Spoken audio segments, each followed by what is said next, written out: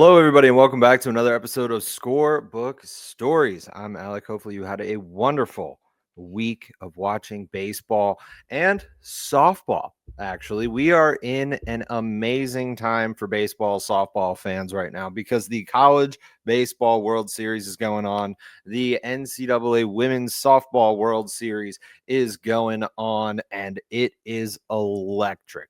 Absolutely love watching it. I'm actually watching the Georgia versus Oklahoma State game right now as it is happening. Georgia's winning 6-3 in the bottom of the fourth as I'm starting this recording.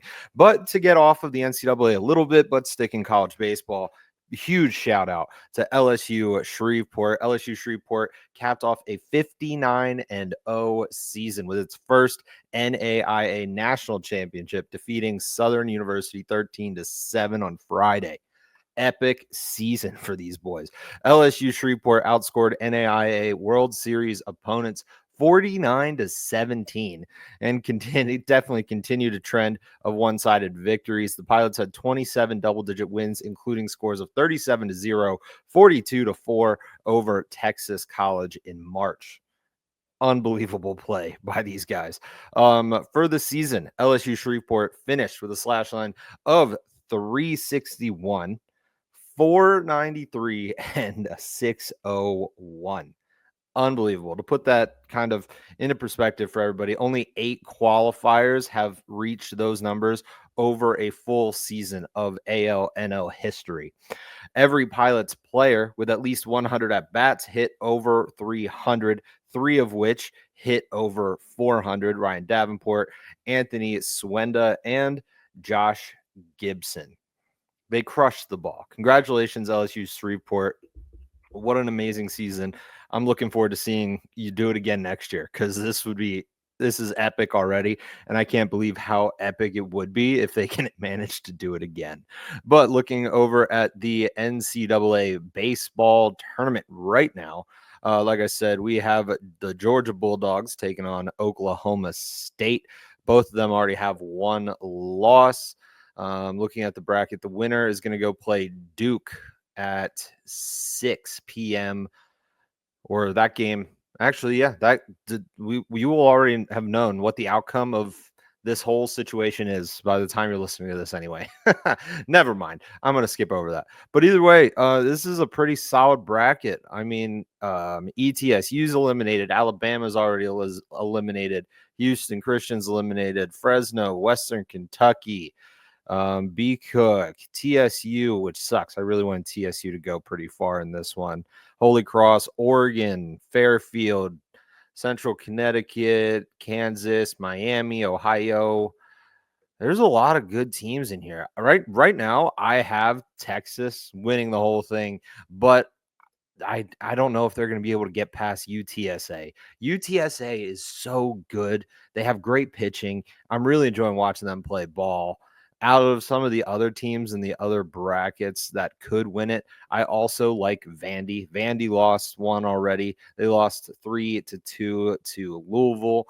But like I said, we're gonna know the outcome of a lot of these a lot of these brackets and a lot of these regionals and who's going to the super regional by the time you're listening to this. Most likely, feel free to let me know who you think is going to win the NCAA College Baseball World Series. But looking at softball, they're a little bit farther ahead in the tournament than the men are, as we are pretty darn close to wrapping up the super regionals, I believe.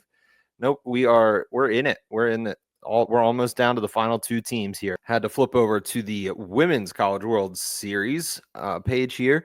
Texas has moved on. They will be taking on the winner of UCLA Tennessee today. As you are watching this, that game is at noon. I do not know who they're playing because I'm recording before that game has even started. Same thing with Oklahoma and Oregon. They are playing at the day of recording at 7 p.m. The winner is taking on Texas Tech the day you are watching this at 7 p.m. or the day of release. If you're watching it on Wednesday, this game probably is over. Anywho, I know Oklahoma already has a loss here, but you can't count them out. Oklahoma is a powerhouse softball team. Always have been, always will be. I really don't think you can count the Sooners out of the college softball World Series. Texas Tech, though, looks amazing. They look so good right now through this tournament. I really like the way that they are playing. Their pitching is on point, but the Sooners are just built different. They are built to win, and I still got my money on the Sooners.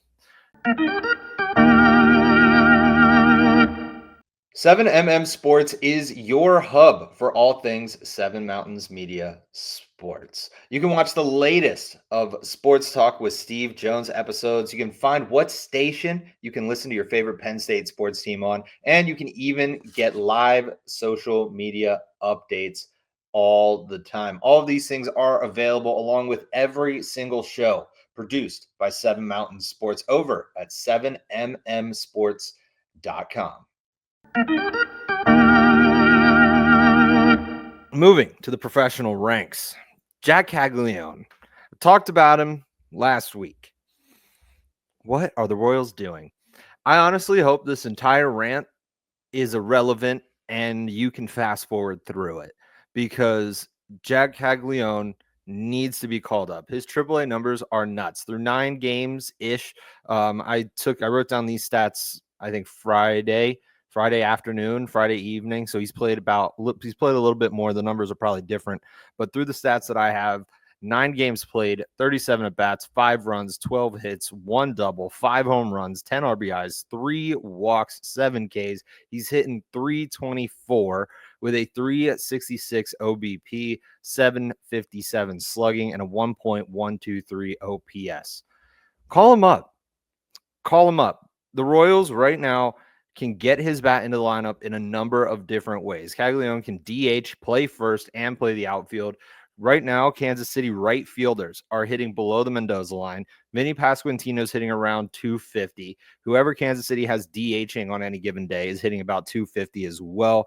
Caglione has a 65% hard hit ball rate with an average exit velocity of 95.7 and a max EV of 113.6. This is a bat that the Royals need in the lineup right now. It can turn things around for the Royals. They're not playing bad baseball. They're getting guys on base. They are playing really well. They're not struggling really at any point in their lineup, but they need a little extra juice. Caglione can give them that juice, that pop that they need to get some more wins, turn some of these close losses into close wins. I think he is the kind of guy that can put a little bit more energy into this Royals lineup and make this team a contender. And if they're just going to keep him hanging out down in AAA for another month, there's a good shot that the Royals may be too far out of it. I mean, there still is a whole lot of baseball left. Leaving him through the month of June, calling him up in July may not be the end of the world for the Royals, but I think calling him up at the beginning of this month is definitely going to give the Royals a better opportunity to watch him at the MLB level and allow him to prove that he's actually ready for the MLB. If he gets called up today and goes one hit throughout the entire week and it's like a bloop single down the line, fine, I'm wrong. I'm okay with being wrong if you have a stud in AAA, you call him up and he doesn't perform. But I don't think that's going to be the case with Jack Caglione. It wasn't the case with Dalton Rushing. He absolutely has been crushing the ball since he's been called up. His problem is that he is sitting behind Will Smith. Will Smith is not giving up his spot. He's the best catcher in the major leagues right now, in my opinion. And Dalton Rushing, unfortunately, isn't going to get that spot. If they want to use him as a catcher, or if they want to use him as a trade piece, which I think is going to be the way they go with him, unfortunately, because Will Smith is just so dominant, he's very good at the plate. Dalton Rushing needs to play catcher. He needs to be behind the dish with a game or two in the outfield, a game or two at first base, just to show he has some versatility. But if the Dodgers decide to ultimately move Dalton Rushing to a different position primarily, it's going to hurt his trade value, in my opinion. But Jack Caglione has proven that he can play first base and right field. He's already established that through the minors. He needs to be on the Kansas City Royals roster tomorrow. If he's not on there today, he needs to be on there tomorrow. Rant over. Sorry. Anyway, when we get into Major League Baseball, Saturday was a mess, an absolute mess. What happened? What was in the air? Yes, or on Saturday, because this is releasing on Monday. What was in the air Saturday? The Brewers beat the Phillies 17-7. The Rays beat the Astros 16-3. Nationals beat the Diamondbacks 11-7. So the Diamondbacks made it a little bit closer, but the Nationals put up a 10-run first inning. 10 runs in the first inning, 8 of them coming off of Brennan Pfaadt. If I got credit for 0 innings pitched, yes, or on Saturday.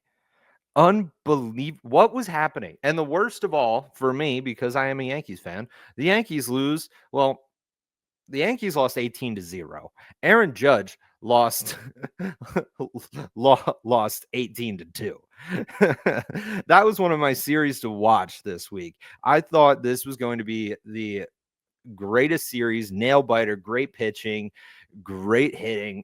It was going to be a display that I thought everyone was going to need to watch, but turns out it was a snooze fest.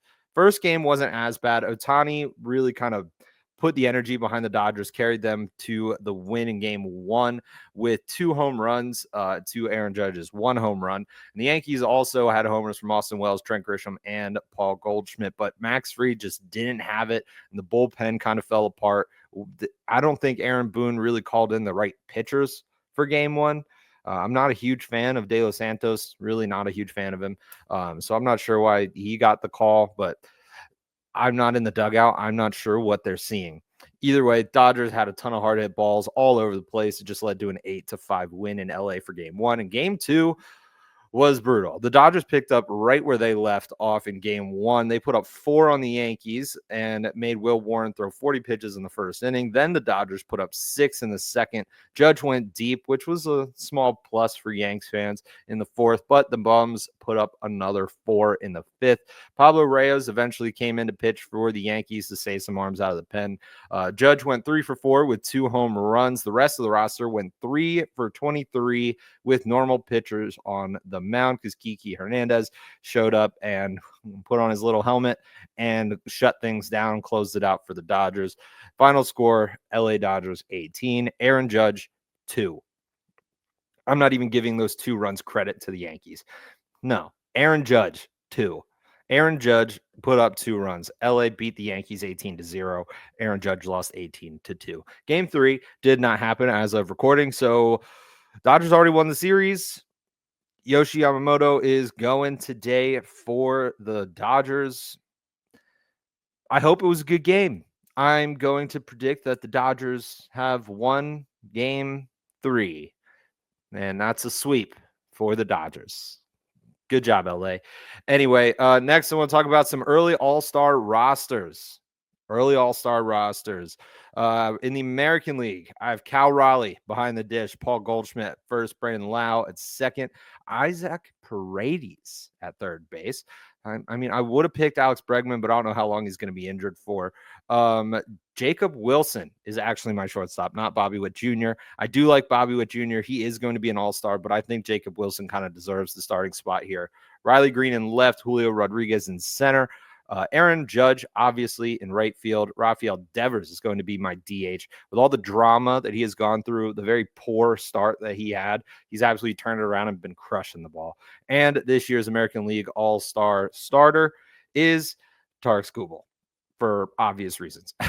In the National League, we have Will Warren behind the dish, Pete Alonso at first, Brendan Donovan at second base, Eugenio Suarez at third, Geraldo Perdomo at shortstop, James Wood in left, Pete Crow Armstrong in center, Corbin Carroll in right, Shohei Ohtani for obvious reasons as the DH, and Yoshinobu Yamamoto as the starting pitcher.